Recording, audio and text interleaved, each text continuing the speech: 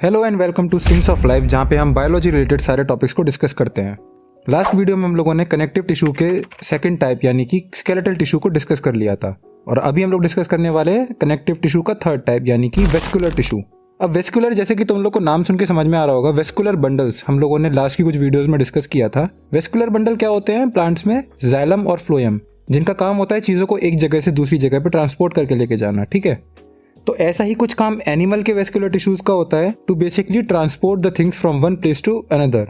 तो अगर कुछ जनरल कैरेक्टरिस्टिक्स की बात करी जाए, then it is a fluid tissue that keeps on moving in the body. ये बहुत सारी चीजों को ट्रांसपोर्ट करने में हेल्प करता है, जैसे कि nutritive elements, gases, waste products, hormones etcetera.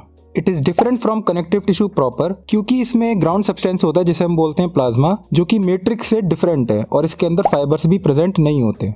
And ये प्लाज्मा जो है, it is generally liquid in nature. The vascular tissue can be classified into two types, blood and lymph। तो जैसा कि हम लोगों ने लास्ट वीडियो में देखा था, स्केलेटल टिश्यू के भी दो टाइप थे, कार्टिलेज और बोन। ऐसे ही वेस्कुलर टिश्यू के भी दो टाइप्स हैं, ब्लड और लिम्फ। तो शुरू करते हैं ब्लड से। It is a fluid tissue, मतलब ब्लड एक टिश्यू है जो कि लिक्विड इन नेचर है। और क्या क्या कैरेक्टरिस्टिक्स हैं इसकी? It is red coloured, sticky, alkaline. Alkaline देखो, कोई भी लिक्विड दो टाइप का होता है, या तो वो एसिड होगा, एक पीएच वैल्यू होती है लिक्विड की। ठीक है, ये तुम लोग 10th में केमिस्ट्री में पढ़ोगे।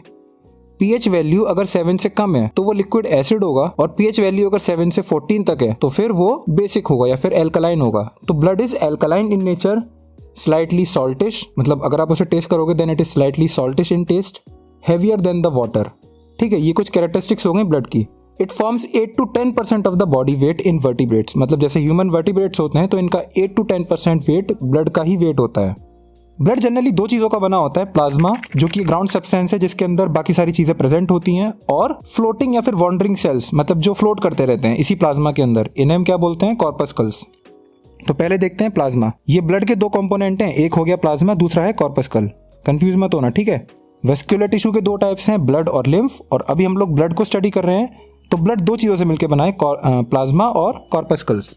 प्लाज्मा एक pale yellow coloured clear fluid होता है जो कि ब्लड का 55% पार्ट कॉन्स्टिट्यूट करता है। ठीक है, अगर हम इस प्लाज्मा का कंपोजिशन देखें, मतलब ब्लड का 55% पार्ट हो गया प्लाज्मा, और प्लाज्मा का अगर हम कंपोजिशन देखें तो इस प्लाज्मा का 90 to 92% पार्ट हो गया वाटर। ठीक है, और बाकी जो 8-10% बचा उसमें होते हैं कुछ salts, minerals, hormones, proteins etcetera, जो कि चीजों को ट्रांसपोर्ट कराने में हेल्प करते हैं। और क्या ट्रांसपोर्ट कराना होता है? Digested food, gases, waste products etcetera. तो ये हो गया प्लाज्मा। सेकंड पार्ट आता है corpuscles. These are wandering and non dividing cells. Wandering मतलब ब्लड के अंदर एक जगह से दूसरी जगह पे फ्लो होती रहती है कंटिन्यूसली। ठीक है, और ये ब्लड का 45% पार्ट कंस्टिट्यूट करती है। 55% ब्लड हो गया प्लाज्मा और 45% पार्ट हो गया कॉर्पस्कल्स। ब्लड कॉर्पस्कल्स या फिर ब्लड सेल्स तीन तरह के होते हैं, आरबीसीज, डब्ल्यूबीसीज और blood platelets. I am pretty sure तुम लोगों ने ये नाम पहले सुन भी रखे होंगे। आरबीसीज यानी कि रेड ब्लड कॉर्पस्कल्स का एक और नाम होता है एराइथ्रोसाइट्स।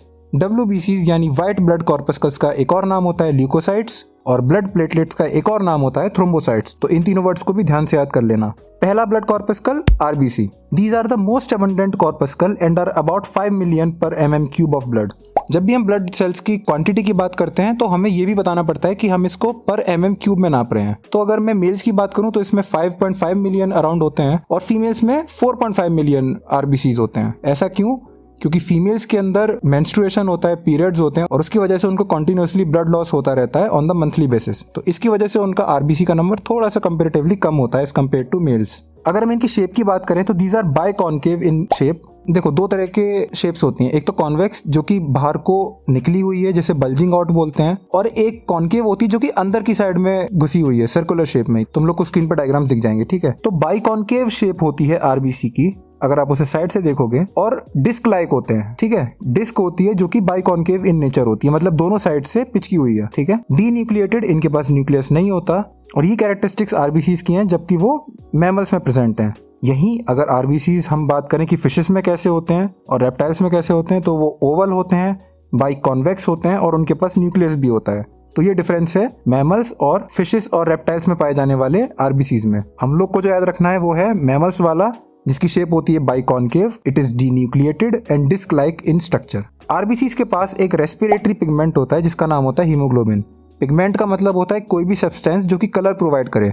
अभी मैंने एपिथेलियम में भी बताया था कि पिगमेंटेड एपिथेलियम होती है, ठीक है। और रेस्पिरेटरी का मतलब कि ये रेस्पिरेशन में हेल्प करता है। पूरे सांस लेके आप एनर्जी जो बनाते हो उस पूरी प्रोसेस को रेस्पिरेशन कहते हैं। उसमें हीमोग्लोबिन का रोल होता है। हीमोग्लोबिन आरबीसीज के पास होता है और यही हीमोग्लोबिन होता है जिसकी वजह से आरबीसीज को उनका रेड कलर मिलता है।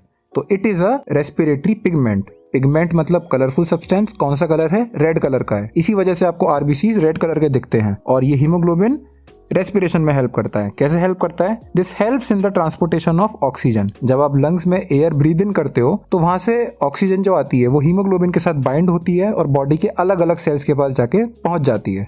इस तरीके से आपकी बॉडी के अंदर हीमोग्लोबिन या फिर आरबीसीज ऑक्सीजन के ट्रांसपोर्टेशन में हेल्प करवाते हैं। अभी के लिए इस वीडियो में इतना ही। नेक्स्ट वीडियो में हम लोग कवर करेंगे डब्ल्यूबीसीज, ब्लड प्लेटलेट्स, ब्लड के फंक्शंस और वेस्कुलर टिश्यू का जो सेकंड टाइप था लिम्फ, जो कि बहुत छोटा सा टॉपिक है, वहां तक हम लोग इसके नेक्स्ट वीडियो में कवर करेंगे। आई होप तुम लोग को सारी चीजें अच्छे से समझ में आई हो। कोई भी डाउट है तो मेरे को नीचे कमेंट कर दो, मेरे को मैसेज कर दो और मिलता हूं मैं तुम लोगों से अपनी नेक्स्ट वीडियो में। Till then take care and bye bye.